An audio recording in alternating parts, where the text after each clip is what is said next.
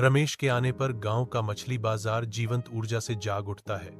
उसकी नाव सुबह की मछली से भरी होती है।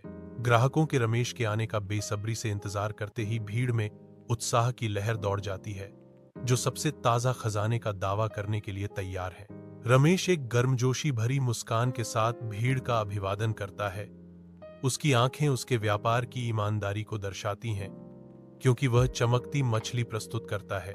रमेश भाई, आपकी मछली हमेशा ताजा होती है, एक ग्राहक टिप्पणी करता है। उनकी आवाज वास्तविक प्रशंसा से भरी हुई है।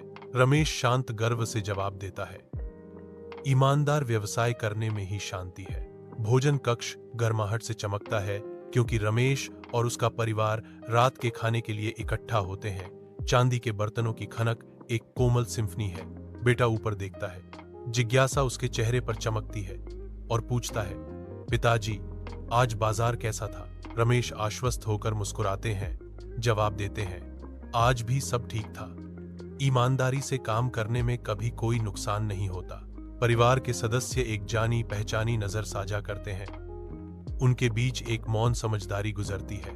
रमेश का भाव गंभीर हो जाता है, क्योंकि वह ज्ञान देते हैं, ईमानदारी सबसे बड़ा धन है और आपको हमेशा सच बोलना चाहिए। परिवार का रात्रिभोज जारी है, जो सत्य और एकता की कोमल रोशनी में नहाया हुआ है। गांव की मछली बाजार में चहल पहल रहती है, जब तक कि एक बड़ा व्यापारी नहीं आता, जो दुकानों पर एक छाया डालता है। सोचे समझे इरादे से व्यापारी सीधे रमेश की दुकान की ओर बढ़ता है।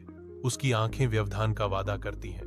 वह रमेश को आक्रामक रूप से कम करने लगता है, जो भ्रमित ग्राहकों को लुभाने वाली कीमतों पर मछली पेश करता है। Ramesh declares with unwavering conviction, मैं कम मुनाफा कमाता हूं, लेकिन मैं कभी झूठ नहीं बोलता और न ही मिलावट करता हूं। आप तय करें कि आपको क्या चाहिए, सस्ता माल या ईमानदारी। रमेश की ईमानदारी से प्रेरित होकर समुदाय समर्थन में एकजुट होता है, जिससे पराजित व्यापारी को पीछे हटना पड़ता है।